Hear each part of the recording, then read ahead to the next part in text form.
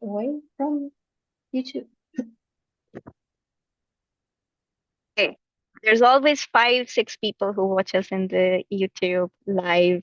It's often Bernice and Emmy would be there live. We've always had Sarah on there live. So there are lots of people who will be live. So if you don't see your friends here or your mentor here, there are other ways they're watching you and they're all very proud of you. So welcome all to our last graduation of OLS-8. It is as happy as an occasion for us. It's also sad that we won't get to have all of you in the same room in the future. Hopefully we do, but you all will be graduating and we're very excited to hear about your project, what you have done over the last 4 months, what you do going forward, where you want to engage the community, where you want to connect and collaborate with each other. We've had 2 graduations already and they all have been such diverse topics. So I'm so glad that we'll have a lot more diverse topics today. This is the biggest one, and we'll have to be very strict by keeping you all to 5 minutes of talk. So please apologize. My apologies if we cut you off at an interesting slide. Try to get to your interesting slide sooner.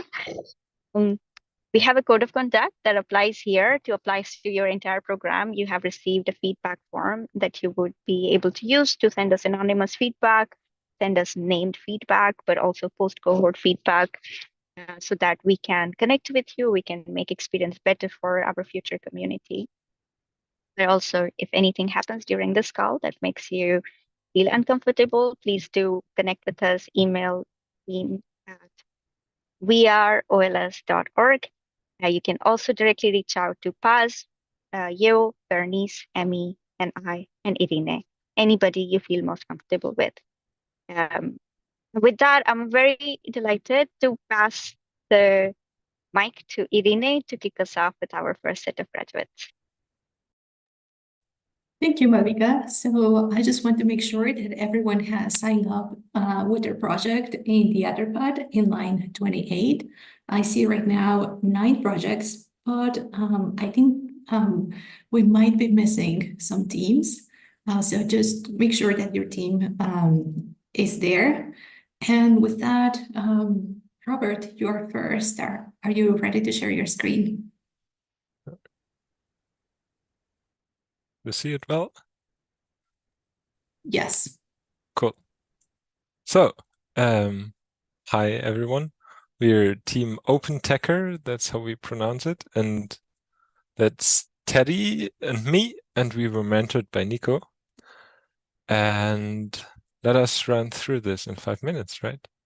So OpenTecher as an acronym is for Open Database for Thermodynamics of Enzyme Catalyzed Reactions, which is not very short and not very handy.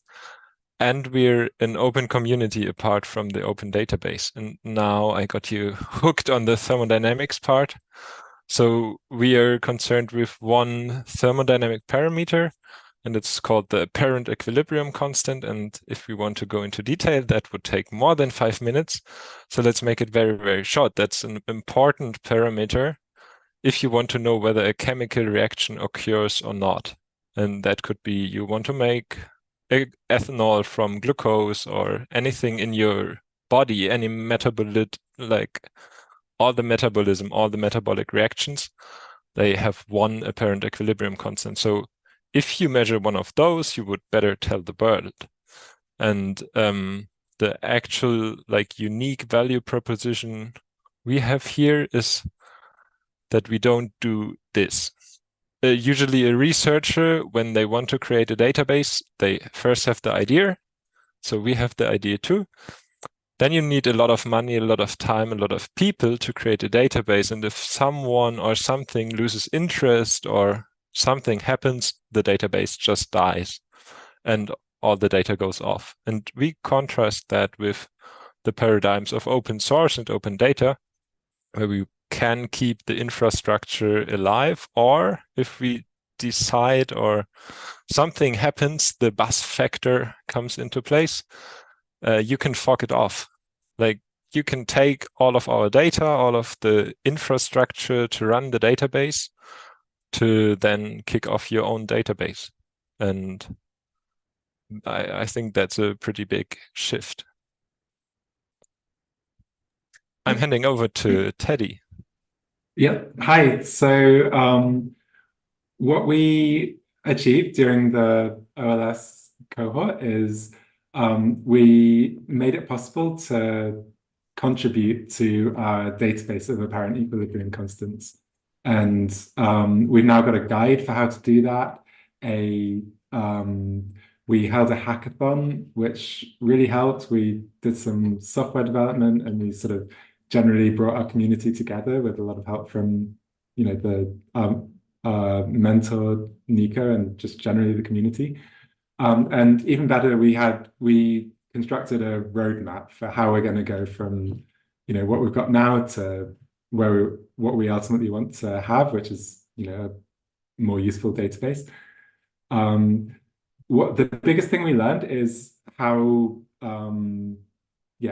much sort of extra stuff it takes to make a flourishing open science community. So I think we previously had a Google group and some people who are sort of interested, but not that much happened. But thanks to OLS, we've found out how to sort of get some more stuff to happen after we put some effort in. And what we've got to show for it is that we're roughly 5% of the way to where we want to be. We've curated 5% of the measurements we want to do. So, it's a start. Then, how to get involved in OpenTecher. We've put the links in the Etherpad, but just to join the community is a great way of getting involved. You'll sort of see our chats about thermodynamics. Then, if you're interested in sort of software, then it would be great to get involved on our GitHub. We've got all of our code is open source and the data as well. And if you're interested in equilibrium constants, then we have a guide for how you can contribute to our database of equilibrium constants. And you can just click that link and you'll be on your way to contributing to OpenTecher. And you can get like a publication as well if you do that. So thanks a lot, Open Life Science. It's been a really great experience to be part of this cohort. Thank you so much, Robert and Teddy. Can we have a round of applause for the project? And please do share questions for them on line 67 of the Etherpad. It was really nice seeing like a very technical project and the community component that you are coming up with. So the next project that we have is DORIS, the Developing an Open Community Repository for SciArt. Is the team ready to present? Yeah, I'm here. Yeah, thanks.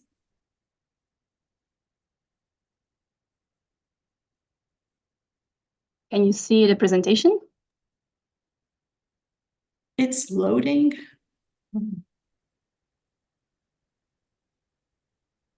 That's strange. It's loading for me too.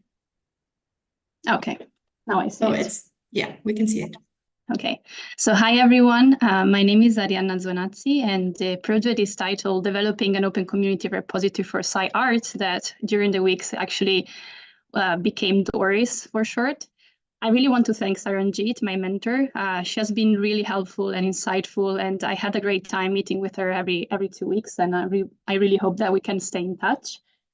The idea really started because I observed, and many people observed, that as scientists or science practitioners, we really look at a lot of scientific images. So during our everyday life, we process data through images, we visualize our raw data through images, but then these data really remain for our eyes only. So at the end of the day, we can either discard these images that are raw images, so they don't end up in a paper or in a presentation, or they can stay in a hard drive for forever time and nobody else will see them. However, these images can be helpful for other environments or other fields or disciplines. For instance, other researchers might be needing to look at these images as well, so they are in our same position, but they don't have these images at hand. They're surely helpful in education. So for instance, as a teacher or as an educator, instead of going on Google and finding a stock image of a brain, I can potentially go and find an actual brain or from an actual research project and show to students or to anyone else from other communities something that is real. And finally, this can be helpful in SciArt, which is this discipline at the intersection between scientists and artists. And artists are really thirsty for scientific images, but it's really, really hard to find any. So if you go on Google, I really bet you can't find much of this. I tried many times, and we really find just stock images. So the hopes and the aims for this project is to go from a data accumulation approach where we really use images then that we dispose of and that are exclusive to the person oftentimes that is looking at these images, to a data sharing approach where images can be reused and can be accessible. So during these weeks, I have been focusing on creating a open community repository on Zenodo called Doris. And I've been focusing on both the documentation and the repository development. The documentation, I really worked on trying to think of the raw image definition, making guidelines, thinking of the license and consent and reusability. And for the repository development, I really explored whether Zenodo is the right place where to deposit these images, because of its structure and for the type of information that people can add to this specific repository. So throughout these weeks, I also faced multiple challenges. These are just 4 of them. And if you're an expert in any of these 4 fields, please reach out because I would love to hear your opinion. The first one is, what is really a raw scientific image? So I open a GitHub discussion Google form where people can help out with understanding what are raw scientific images in their discipline or in their experience. So if you want, it's in the pad, you can add your thoughts about that. And I really got interesting answers for that. The second one is about whether it's the ethics implication of uploading, especially human images, human data that are processed as images. And then whether Zenodo is really the right place to deposit these images because it doesn't really have a gallery of images as a first page and is not really an image-oriented repository. And finally, whether we can add alt text because we want to be inclusive, given that this is really image-heavy project. So in the future, in the really near future, the plans are to reach out to specific communities that can help out, such as neuroscientists and fine art practitioners and OpenSci experts. I really got extremely helpful feedback from OpenSci experts, so I want to continue that. And finally, to upload images on Zenodo to try out this specific repository to see whether it would work out well. So if you have any images that you would like to submit, please reach out as well, because I would love to not only see them, but put them on this specific repository. So I really want to thank everyone, so the organizers and the community of OLS. I really had a great time. And I want to thank Saranjit, my mentor, and Sofia and Valentina, who are the expert that I talked to. I really had a great time and I learned a lot throughout this project and program. So thank you very much.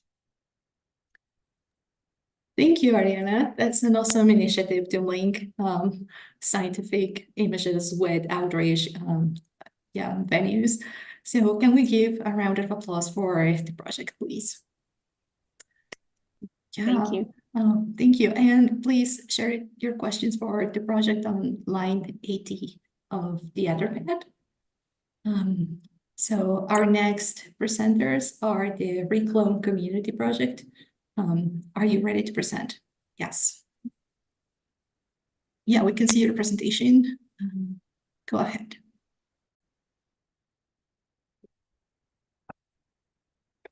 Hi there. Sorry, it's just sorting out them mic issues. Cool. So hi, I'm Yanke, and today me and Sibeli will be going through our Reclone Community project, where we will try to build a user landscape map of the users of the open DNA collections.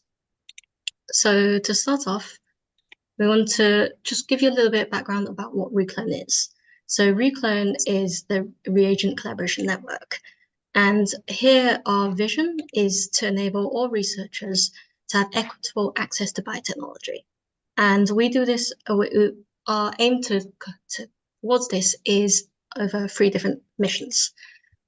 So mission 1 specifically, we want to establish these regional reagent hubs so that we can more easily share our DNA parts, DNA collections to researchers all over the world in an affordable, reliable, and enabling manner. And to this end, we've collaborated with 3 different universities, one in Mendoza, Argentina, one in Accra, Ghana, and one in Manila, the Philippines. Our second mission is to build our community of researchers, this network, who all wish to work in a collaborative and open manner. And finally, for our third mission, we wanted to create this repository of open access education and training resources. And this is where kind of this Open Seeds project kind of stepped in. So what we did for our project specifically is that we originally planned to build this open data repository for the collections, of which here are some of the slides. I think I'm jumping. Okay. From here are some of the collections that we have available. And following from this, we realized that actually all these collections are distributed over a lot of different resources, from Google Drive to GitLab to Protocols.io. So we wanted to find a way to kind of centralize where a user would go to find out about these collections, which might go out to all these other different platforms. But talking to our mentors, we realized that this was actually quite an ambitious project. So we kind of split it into 2. So instead of working on the data repository and a map, we just focused on building this landscape map of users who have used these collections. So what do we actually do? So for this, I'm going to pass you on to my colleague Sibeli, who will tell you a bit more about this project. Thank you. Yes, so exactly, we started building upon a map that we already had for our community that is currently hosted on Padlet. There are communities invited to share a bit more about their location, their organization, what their goals within the Reclone community, if maybe they're already a user of one of our OpenDNA kits, and of course, share their social medias and logos from the organizations. We also have a profile for the Reclone community where people can easily find our information. But as Yankei said, we want to go beyond that. So not only focusing on our general community, but really connecting and knowing who are the users of our OpenDNA collections. So for that, we had our milestones, first focusing on the data curation, especially of the Free Genes website, where currently most of the OpenDNA collections are hosted. And from there, we had an amazing discussion with Jessica, that she's an expert and also a member of the OLS community, where she shared with us a bit about their work that they are doing mapping open science communities, organizations, and events in Latin America. And we're planning to continue discussing with her about implementing their mapping process using our scripts. So showing bits about our first milestones, we already started the data curation of the Free Genes website. So currently the website already has the information on their users. So if you click on any of the collections, you will be able to see not only the description of this collection, but also the current user. So anyone in the world that might have this collection. So here we already identified some of the groups we have connections with. So first, we have, of course, groups that are already well connected within this community and have access to this open BioShare materials. We also have here the pilot hubs from our regional hubs project from our first mission at Reclone, and of course, some potential hubs that could maybe later be part of our community. We gather all this data and we're currently working on it on an Excel spreadsheet. And I'll pass again to Yankei. So in terms of our next steps, in the short term, the next 6 months, we hope to continue our discussions with both Jessica, Sarah, and Mariella, and adapt the scripts that Jessica made to make our own interactive map of all the different OpenDNA collection users. We've already drafted Google forms that new collection users can fill in, so we can gather more data about where they come from, who has collections, who's used the collections, and so on and so forth. We plan to then embed this map into currently either our website, the Recon website, or the Recon forum, as you can see on the side here, and bring this up as a future communities project that people can work on, and hopefully invite both the Recon and the OLS community to help provide a bit more feedback as we iterate through our maps. In the longer term, we then want to move back to work on sub-project A. So this is the repository, but specifically we want to focus on the research and diagnostics collection because this is one of our more ready to go, easy to express set of DNA parts, and start building up our proto-open data repository. And we really enjoyed and learned a lot from you guys here. So we would love to help and contribute back to the community in the future. So without much more, we just want to say thank you to our mentors, the experts, the wider OLS team and our cohort for all their contributions over these last 16 weeks. And if you would like to find out more and contribute to our project, these are our details. Thank you. As Malvika was saying in the chat, it's great to see the adaptation of your project's goals and using that as a first step towards the original goal. So can we give a round of applause, please, for the project? And please share your questions in the Etherpad for the other projects. You've been asking questions and sharing that in the Etherpad, so please continue with that. And for our next presenters, we have the Open Research Intelligence Project. Are you ready to present? I think I am. Let's try it out.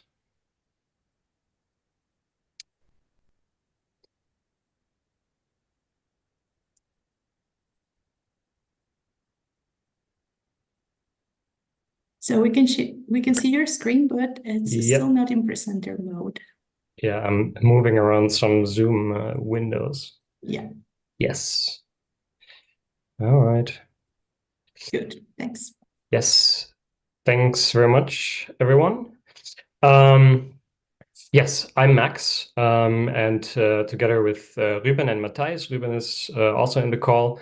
We are the research intelligence team of the library at the Free University in Amsterdam.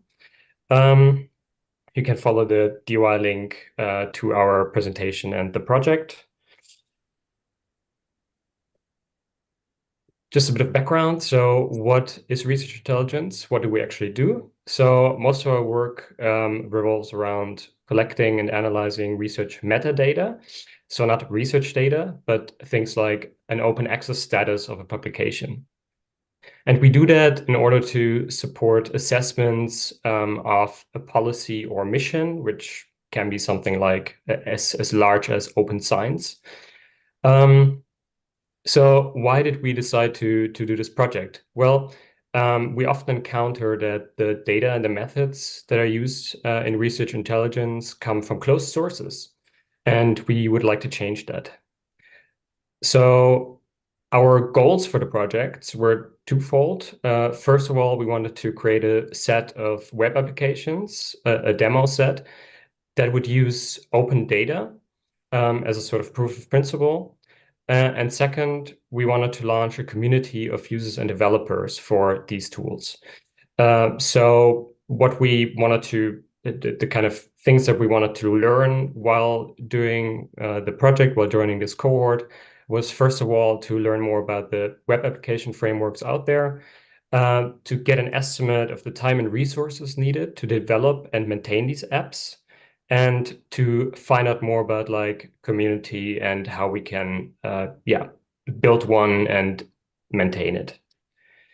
So I summarized our journey so far in these 3 stages. So first, I would say a lot of exploration together with our mentor and expert, a lot of discussions also in the team. And we asked, first of all, what do we actually want from our tools? And we learned quickly that we needed to prioritize and start with simple ideas and then slowly develop a functioning tool. We learned about frameworks such as Panel and Streamlit and about different types of deployment, such as static as websites, open infrastructure, commercial infrastructure.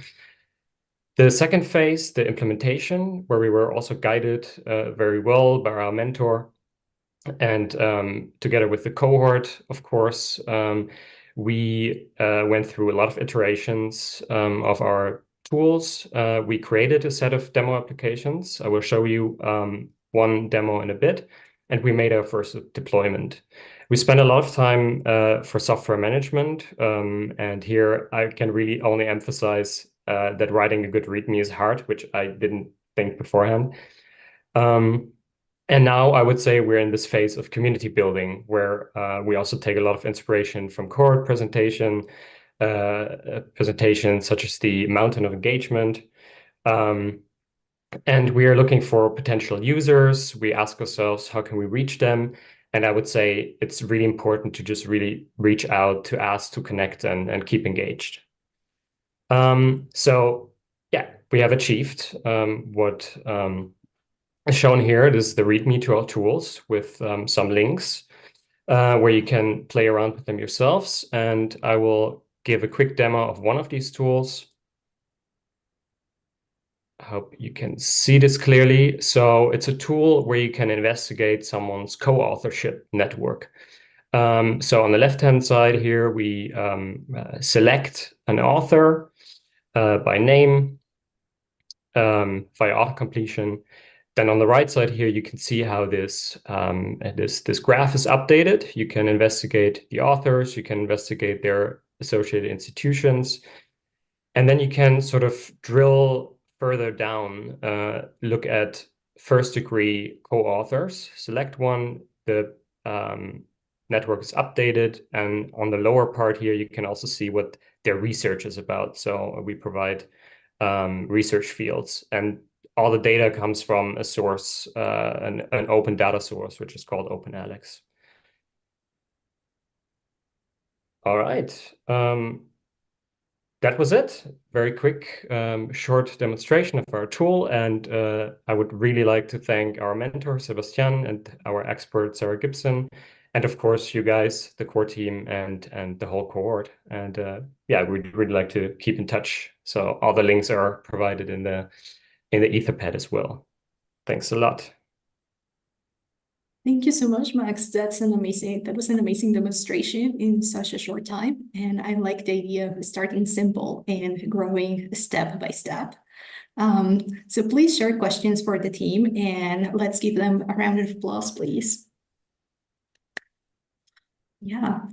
So the next project is the Open Science in Neuroscience.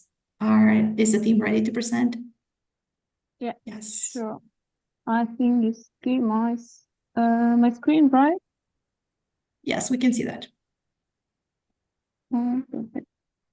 So welcome everybody. I'm Mar, and I will be presenting the Open Science in Neuroscience, a practical guide for researchers. But before starting, I want to introduce the team. So we are the Open Science Working Group at the Amsterdam UMC in the Anatomy and Neuroscience department. And we would like to thank Siobhan Hall for mentoring us during the whole cohort. We are all neuroscientists, but at different levels. Some of us are PhDs.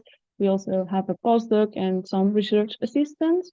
We all work at the Netherlands, but we are from different countries. And what we found is, before starting the project, is that there's a lot of open science tools to apply in your own research, but sometimes it's difficult to tailor it to neuroscience because it's a really highly specialized field and also connected to other fields. But sometimes, for example, how to organize your MRI data was a bit difficult. So we decided that for new PhDs and also research neuroscientists, would be nice to have sort of guidelines where all these practices and all this information is summarized. So our goals and expectation during the OLS was to develop a tailored open science guidebook, finding like the different resources, creating like specialized content, and also enhancing the accessibility and dissemination of this guidebook. We also wanted to learn to perform a project of such dimension because we had a previous experience in that sense. Also, how to collaborate between each other, learn about more about licensing, data sharing, and other things. So we accomplished that. We learned a lot thanks to the OLS cohort. We learned a lot about licensing, also how to create your own web page on GitHub repositories, also how to create a code of conduct and contributing. But we also had some challenges to face because of the big team. We had busy schedules, so sometimes it was hard to find a spot to meet all of us. We also had to learn and assimilate all this new content. So we had some difficulties at the beginning to start and design the project, but at the end, we accomplished to create an overview of the guidelines. So for example, we want to include where can you share your data if you work, for example, with MRI, or how can you structure your data, for example, in bits format. We also want to include how to explain or how to properly assess the antibodies that you use. And we also want to, how to start your own network on your, for example, in your lab. We created an GitHub repository, and we are having some 2-hour writing session with the team. And the next steps for the project is finishing all the chapters. We also want to add figures and enhance the accessibility. And at the end, we would like to disseminate the content and maybe print a copy just for having it. So we need your help. We want to get as feedback as possible. Also, if some of you are interested in writing part of the guidelines, we're also willing to get in contact with you. And some of the questions that we have is how can we make open science more inclusive and avoid increasing like the inequality. So thanks for the program, and thanks also to our mentor for helping us through the whole process. Thank you so much, Mar. And I think about the second question that you shared, just adapting open science guidelines into your discipline, it's already a step towards making it inclusive. So can we give a round of applause, and please share questions in the other pad. And now I'm going to hand it over to Joe to continue hosting. Thank you, Irene. It's been great watching you hosting these, but I will introduce the next few speakers, which means, of course, that I need to have the right Etherpad open. Okay, Metadocencia, it is your turn. I believe y'all are presenting in Spanish and that we will be posting in English in the chat as well. Is that right? Exactly. Thank you very much for that opportunity. I will share the screen now, and my team, Pau, will start the talk.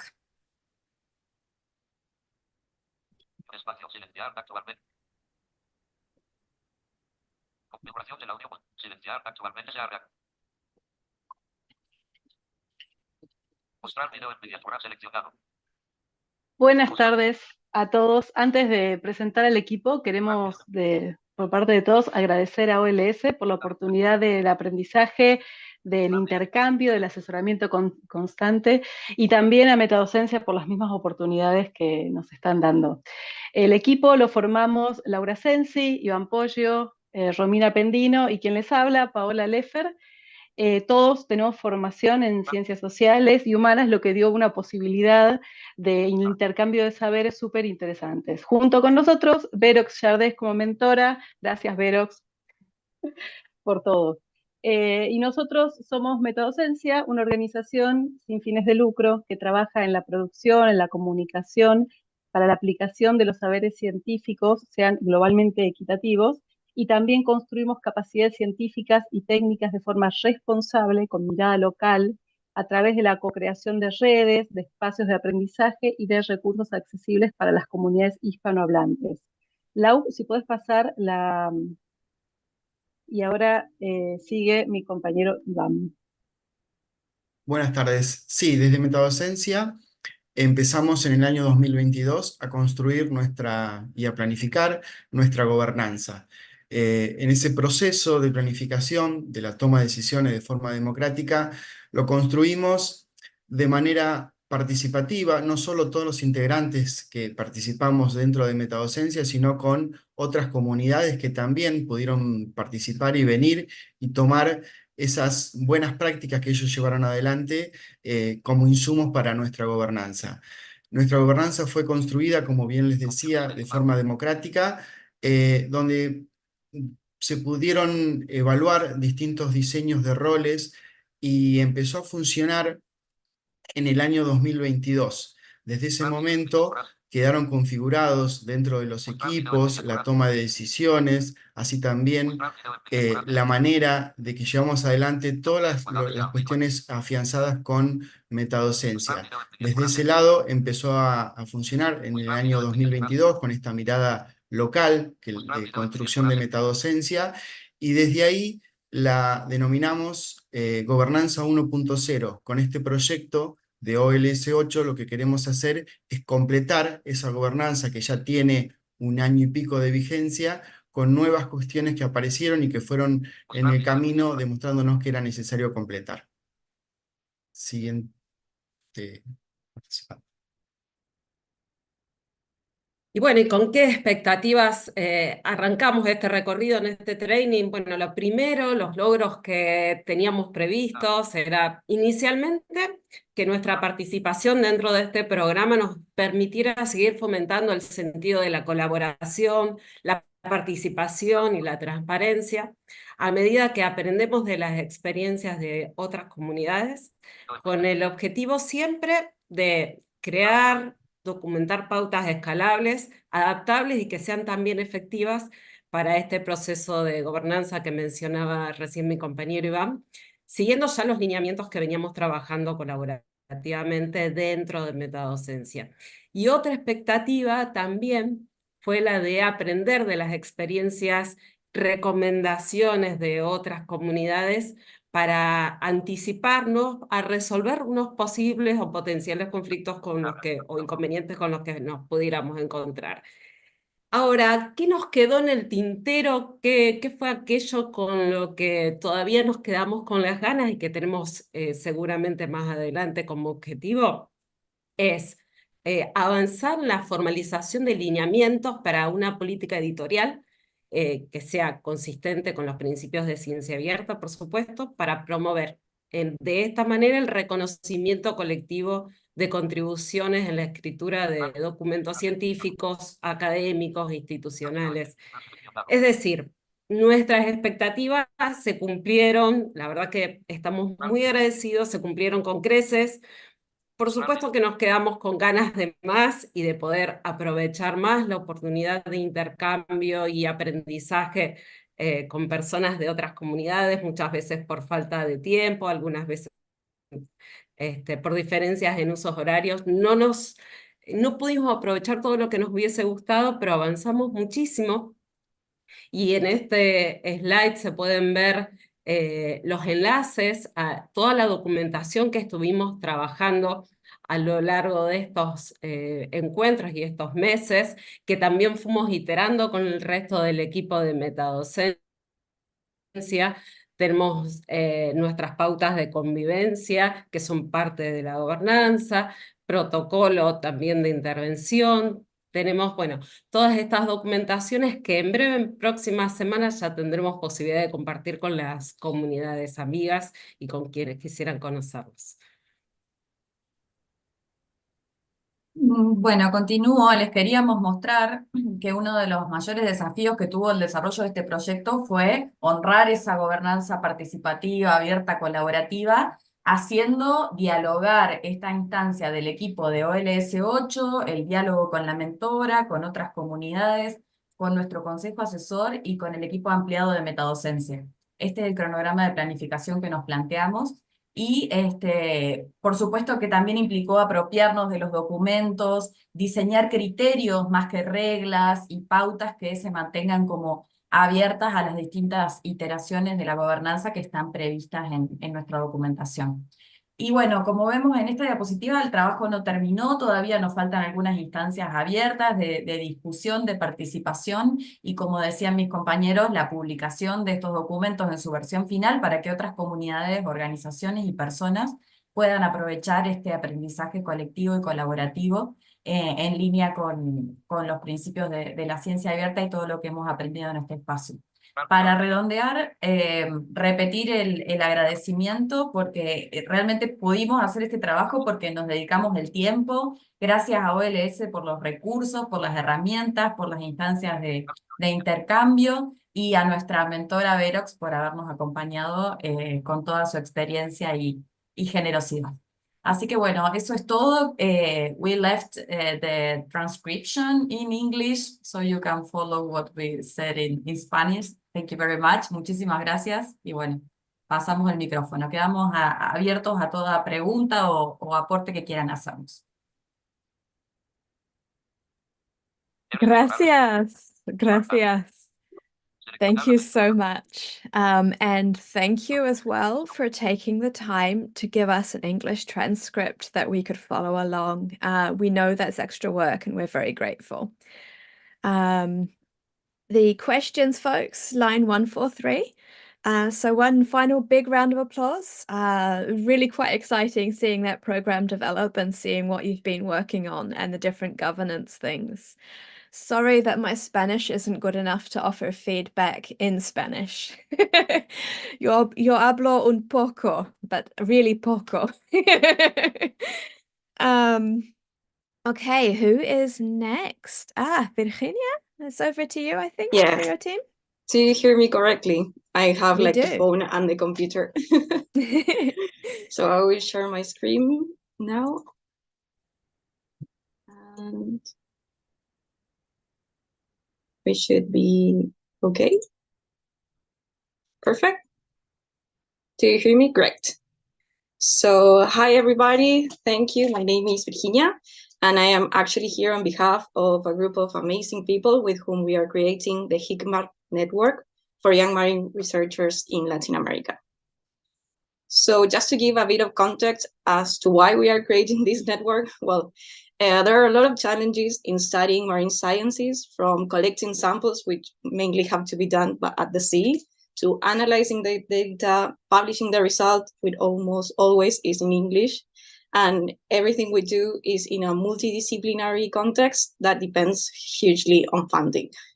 So every marine researcher faces a lot of challenges, but these challenges are actually greater for early career researchers, and especially in places such as Latin America or others where we have economic disadvantages and English is not our native language. So we were motivated to try and tackle some of these challenges, and a group of friends of ours decided to organize this network by and for early career researchers in marine sciences in Latin America. We aim to facilitate the exchange of ideas and experiences we already have and try to improve the access to opportunities by sharing these experiences with each other. So when starting this journey way back in week 1 of OLS, we were asked what did we wanted the project to be by the end of the program. And we answered that we wanted to have a governance structure, protocols for current and new members, and a website where to share these opportunities, job opportunities, funding opportunities, a blog, and we wanted this to be as open and sustainable. So little did we know that organizing these goals were going to be actually both our first steps in the journey in OLS and also our first challenge, since we soon realized we were actually like too many things to handle at once. By the way, during our journey, we participated on the different calls, we met with our mentors and our experts, and we were able to try to organize the process and set some priorities. So we've learned so many good lessons, but among the most relevant ones were to decide which would be our minimal viable product, basically because we had too many goals. And something we didn't know about was about developing ally skills. We knew we were sort of privileged in certain areas, but we could definitely develop that more and look for other allies to help each other, something which we had already done by joining OLS without even knowing. So thank you. And we also received some really good advices, like doing small stuff at once, seeing the results, it seems more effective. And especially that having the right people on board is actually more important than having many. And this was really important in our process to structuring the network and also on broadening the network as well. So besides all the accomplishments and the tasks that OLS gave us, like setting our open canvas, our roadmap, our milestones, we were able to start designing and structuring our website following the lessons that we've learned so far. So we're making it in an open source environment, and the code will be available at GitHub. And yes, there's so much to do. We are trying to tackle one thing at a time. We know we still have a long way to go, and actually on the short term, we have to finish our initial goals, but we are doing it one step at a time. And if we're lucky enough in the long term, we would like to expand the network as broad as possible. We have people working from Argentina and from Uruguay at the moment, and we want to reach out to every country possible. And also, if possible, we would love to have some in-person activities to cultivate that collaboration among each others. But yes, one step at a time. And this has been such an amazing journey of learning new things. And we are really, really grateful to everyone involved in the OLS team, to every person who was invited to give their feedback, their experiences. And it was really enriching. We are especially thankful to both of our mentors, Alexander and Jose Luis, who not only gave us really good advices, but were always there for us, even when they didn't have to. We have like extra meetings. So kudos for them, and thank you very much. They're the best. And also we are really thankful to Anelda, who joined as an expert and gave some great advices. So if available, soon we have our network already going. And thanks to our cohort members, of course, for the valuable feedback and being in this journey with us. Thanks, everyone. That's it. Woohoo! Huge round of applause. I think came especially well straight after a presentation in Spanish saying, you know what, sometimes languages are difficult. It's like, yep, nicely presented. Did you coordinate that? No, No. this wasn't coordinated at all. So thank you guys from Metaldocencia for setting the place. And thanks everyone. Fantastic. Thank you so much, everyone. We have 2 more presentations. Chances are we might overrun just a tiny bit. If you can stick around, that would be great. We have the second project from Metaldocencia. Are you all ready? Yes, we're ready. Are you seeing my screen with the presentation? Great. We'll be also delivering it in Spanish, but the slides are also in English.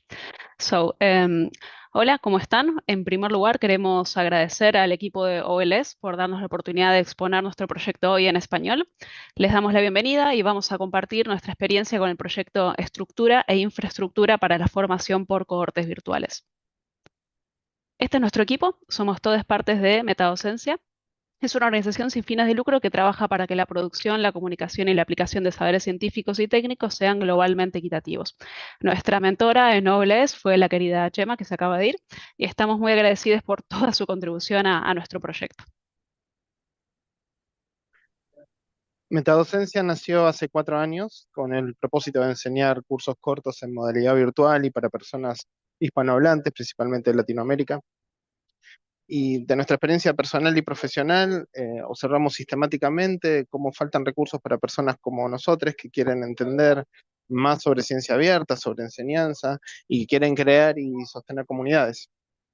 En 2023 recibimos financiamiento para enseñar en un formato distinto al que estamos acostumbrados. Es el formato de cohortes, como es el caso de OpenSeeds. Los cursos de metadocencia solían ser de única clase y tenemos mucho material que fuimos produciendo para organizar la estructura de preparación y dictado de nuestros cursos. Así que una motivación para nuestro desarrollo en OLS-8 fue pensar y encontrar las formas de adaptar ese contenido al nuevo formato de cohortes que vamos a afrontar en 2024. Siguiente, por favor. Así que ahora nuestra propuesta fue elaborar un kit con materiales para la enseñanza durante varias semanas, y ese kit lo llamamos KitCo, o Kit para Cohortes. Tienen allí el QR. Siguiente. Bien, en resumen, este KitCo es una guía pública, compartible y reusable que contiene una serie de guías y plantillas. Por un lado, nos servirá para adaptarnos al entrenamiento por cortes, y por otro lado, esperamos que otras personas y comunidades puedan aplicarlos en sus contextos y situaciones particulares. Generamos hasta ahora 14 documentos que pueden ser útiles para el desarrollo de propuestas de formación por cortes.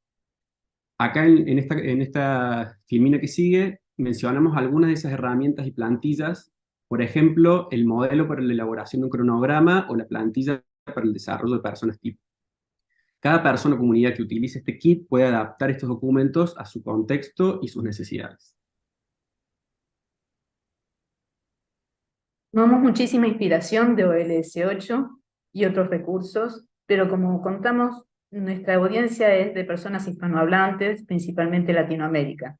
Por esto priorizamos el español para el diseño de nuestros materiales y buscamos herramientas en ese idioma. Los costos también son un punto crítico y sensible para las comunidades de nuestra región, y lo tenemos en cuenta al buscar recursos gratuitos o de bajo costo para apoyar el desarrollo del kit. Nuestra experiencia no habría sido la misma sin este grupo OLS-8, que nos compartió tanto conocimiento y con mucha generosidad. Conocimos proyectos de distintas partes del mundo, de varias disciplinas académicas, y nos encantó poder charlar con la experta Berenice Batut y con nuestra mentora, Gemma Turón. Los temas de cada semana en OLS-8 nos abrieron un mundo de posibilidades. Aprendimos mucho sobre cómo construir comunidad, cómo planificar nuestra propuesta con una visión amplia y realista, y utilizando herramientas apropiadas.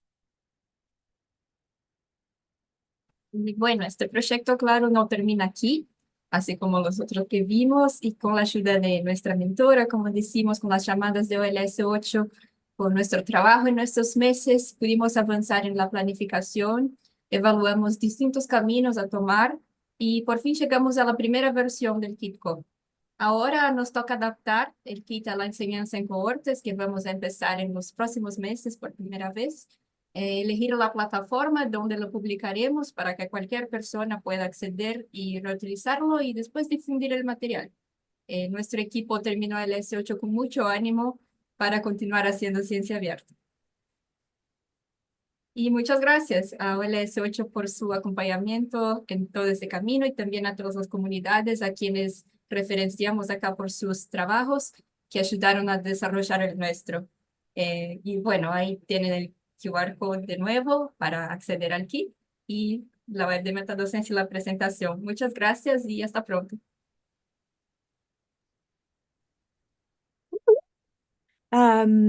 Este kit es muy interesante. Thank you. It's a very interesting looking kit. I cannot wait to see it, and maybe we can translate that back to English and see what else we can learn and reuse. Thank you, everyone. So we've had a beautiful round of applause coming in with the emojis and the claps, and I think we've got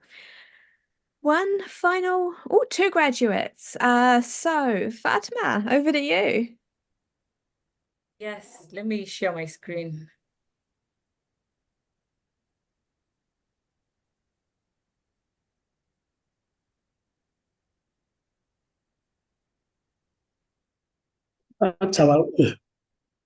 Are you able to see the screen?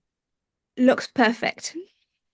Okay. Hello, everyone. My name is Fatma, and I'm happy to be here and glad to share my project that I've been doing on identification and prediction of bacterial pathogens that are colonizing yellowing diseased coconut plants using machine learning algorithms. And a bit about myself. I'm an MSc student in JKUAT, Kenya. And I do a lot of research work on microbes, and I have a great interest on bioinformatics and the use of microbial data in AI. And my mentors are Jafsia and Umar, and they've really helped me throughout this process, provided me with very vital information. And they've also encouraged me and motivated me throughout this process. So basically, this project of mine is it's an MSc project, but it's an extension of it because I didn't continue till to the part of machine learning. So a bit about my project. We are trying to address the challenge of insufficient data on Kenyan coconut diseases so that we can be able to come up with comprehensive documentation. And so it is important to be able to identify bacterial pathogens that are responsible for these diseases so that we can be able to come up with effective disease management strategies. And the solution that we are trying to leverage is advanced DNA analysis and the use of machine learning models to be able to ensure precise detection and prediction of yellowing disease in the coastal Kenya. And what I wanted to do in this project was to build a pipeline that would be able to predict these yellowing diseases based on bacterial diversity, to be able to discriminate the disease samples in the 3 counties that I collected, which were Kilifi, Kwale, and Lamu counties. These are counties that are found in the coastal line of Kenya. And also to be able to distinguish between diseased samples and the healthy control samples. And another thing, I wanted to also identify bacterial biomarkers that are associated with coconut yellowing diseases. And this is the pipeline that I used. I took data from 16S rRNA-V4 region, which was 15 samples. 12 samples were diseased, 3 samples were the healthy samples, and that's the pre-processing step that I used, from KNN imputation to one-hot encoding. After that, I did data splitting, then modeling using the 3 models, SVM, CatBoost, and Random Forest. Then for each of them, I was able to do hyperparameter tuning, extracting of feature importance, and doing the accuracy so that I can be able to predict the values. And these are the outcomes that I came up with, where it showed that the random forest model was actually the best in detecting the target microorganisms. And we also had specific bacteria like Streptomyces and Bucodere, which were the most readily detectable by these machine learning models, which shows that they are essential biomarkers for coconut yellowing diseases. And there are some models like the SVM, which was able to detect specific bacterial genera where the CatBoost was not able to detect. And then we also determined that there was a greater bacterial diversity within the disease samples as compared to the healthy controls. And then another thing that the machine learning models was able to identify was defining features. Defining features is features, or rather bacterial genera that were found in specific counties at very high frequencies, and they were not found in other counties. So Kilifi had Streptomyces and Pseudonocardia, Kwale had Agrobacterium and Neurorhizobium, Lamu had no defining features. So those were the outcomes that I was able to come up with. But I'm still not quite familiar with the CatBoost model. I think I will redo it again later on.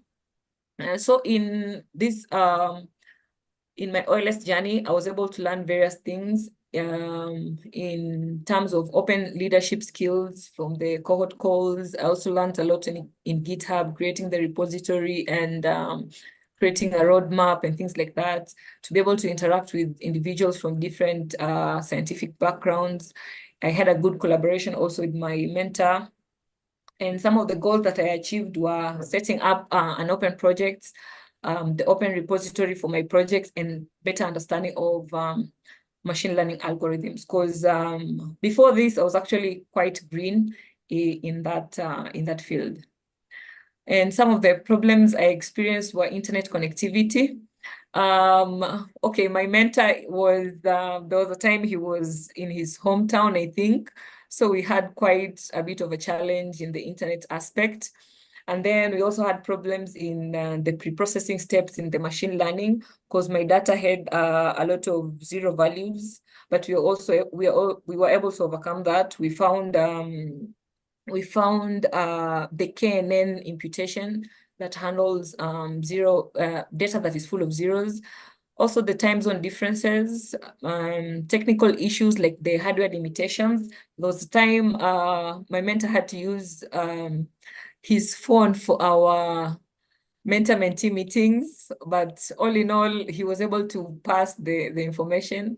And then limited availability on both sides. You'll find that there are times I'm available, they're not available, or they're available, I'm not available. Yeah. But we have, all in all, we were able to juggle through all this and still proceed with the project. And the next steps is continuing with the analysis, especially in the cut boost. I'm not quite confident on it, so I will continue doing more on that and share the outcomes on my various platforms, engage with scientific communities and stakeholders, and also seeking more assistance in analysis. If anyone has any better algorithm or how to better handle my data, they can just inform me. And then the future direction basically is to develop a manuscript that will delve into the most appropriate algorithm for predicting bacteria in yellowing disease coconut plants, and also to be able to provide this information to the Kenya Coconut Development Authority, which is usually concerned with the preservation of coconut germplasm. And so you can connect with me, or rather shout out at me in my various links there: GitHub, LinkedIn, X, and Slack. And I would like to acknowledge my mentors for their guidance and support, the experts during the cohort calls for their valuable insights, and the OLS team for providing me with this opportunity and providing micro grants. Yeah. And I would like to say asante sana, that's Swahili for thank you very much. I think I'm just like, wow, where next with this amazing level of computational biology? I cannot wait to see what those next steps are when you take over the world and start PIing at Cambridge. Or right, I think we have one more. Thank you everyone who stayed a little bit over time. So, Gloria, are you here? Yes, I'm here. Thank you for your patience. We would love to see what you've been up to. Okay. Can you see my slide? Looking good. Do you want to try presenting? Okay. Good evening, everyone. My name is Gloria. I'm here to present on behalf of my group. I don't know if you are seeing it. No, we don't see the it's not the presenter mode for us right now. We can see the first slide, but we can also see the window around it. It's not too bad. Okay, I'm sorry. No, it's all good. It's all good. I think it's the little sort of present on the bottom to the right of the comments is what you want to press. Yep, a bit further right, and beside the book, to the right of the book. Sorry for... No stress. We're all good. We're all good. I mean, if you want, take it forwards. Don't worry too much about the presenter mode. We can see it and it looks great. Okay. I'm here to present the effects of open data on agricultural development. And my groups are Ashebu Gloria, Professor Desobe, Onunkwo DN, Onumere Jesse. They are all professors. We are trying to carry out a research work or a workshop on open data. And we are trying to work on the effects of open data agricultural development. And when we come across the program on OLS, we're able to look at it that is in line with what we have in mind on what open data is doing, since we are trying to form a community where we organize young people for training. So we look at it and we try to explore the effects of open data on agricultural development, focusing on increased productivity, resource efficiency, market access, and sustainable practices. when you look at open data in the context of agriculture, it is the process of making agricultural information and data freely available, accessible and usable by anyone without restrictions. This data is made available in digital format and can include a wide range of information related to various aspects of the agricultural sector. It aims to promote transparency, collaboration, and innovation in agriculture by removing barriers to accessing and utilizing valuable information. With this, we have various objectives that we want to achieve. We want to look at the role of open data in agriculture. We want to look at the access, the impact of open data on key agricultural parameters, then opportunities and success stories. With this thing, we look at it, what informed our decision on these projects. We look at what OLS are doing and emphasize on how digital technologies that can improve resource efficiency in agriculture, including energy, water, and nutrient management. However, in the face of climate change, when we look at it, agriculture has been affected badly by climate change, and there are a number of difficulties we experience that must be overcome. And for us to do that, we need to adopt and put into practice some sustainable agricultural practices and digital practices, which OLS are working in line with what we have in mind.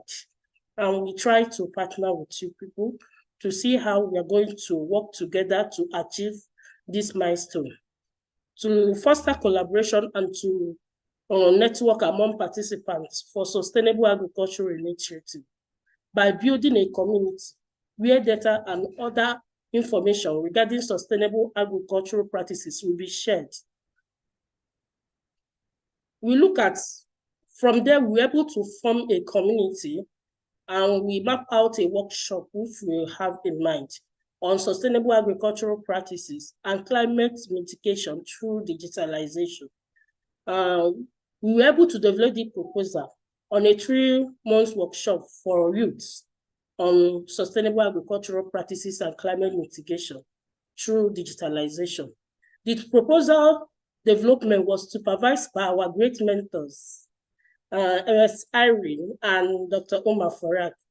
Thumbs up to them. They did a great job in helping us to work towards this workshop to be able to achieve it.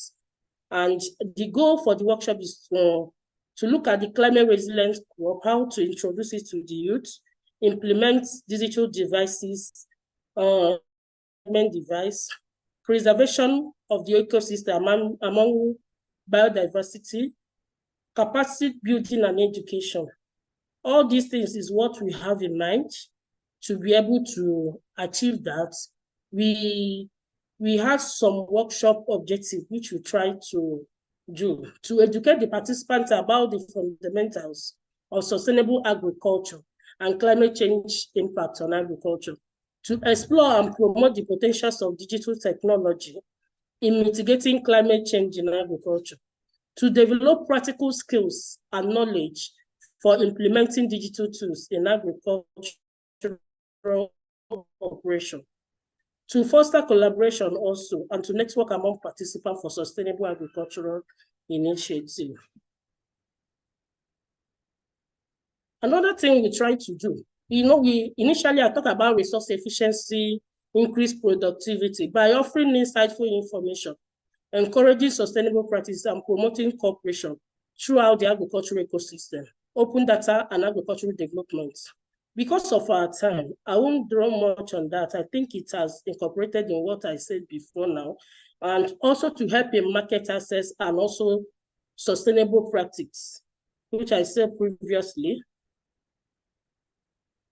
I just want to use this opportunity to appreciate the directors of OLS for this wonderful 16 weeks program and our mentors, Ms. Irene and Dr. Umar, and for their selfless service towards the success of our workshop proposal. And the success story is that we have submitted our proposal to some openings waiting for their answers. and their positive response. Once again, I want to say thank you. And I want to thank the OLS members for the small grants we are able to use to achieve this milestone. And I will use this opportunity to plead with you people. You know, we Africa, we need more collaboration from the Western world. We are looking forward to work together with you people. And also on behalf of my team, I want to thank you, Professor Adesobe, Professor Onwumere, Professor Onungwo. They are all in this meeting. I want to say thank you all, and God bless you. Thank Great you. job. Thank you so much, Gloria. And what a beautiful congratulations to end this call on. Oh, wow. I cannot wait to see when you're delivering that workshop. You promised to tell us about it, right? Yes.